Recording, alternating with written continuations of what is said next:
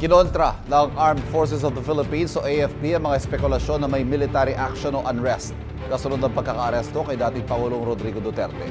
Base sa pahayag ng AFP, nananatili silang tapat sa Chain of Command at sa mga democratic institutions ng Pilipinas.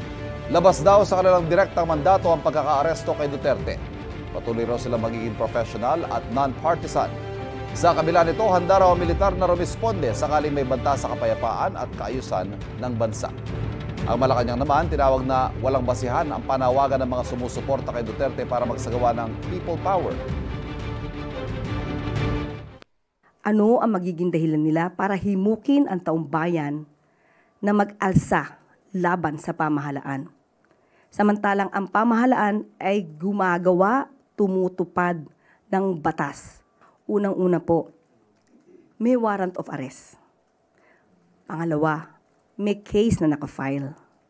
Pangatlo, may mga di umanong biktima na magsasalita patungkol sa kaso. Kapuso, huwag magpapahuli sa latest news and updates. Maging una ka sa balita at mag-subscribe sa YouTube channel ng GMA Integrated News.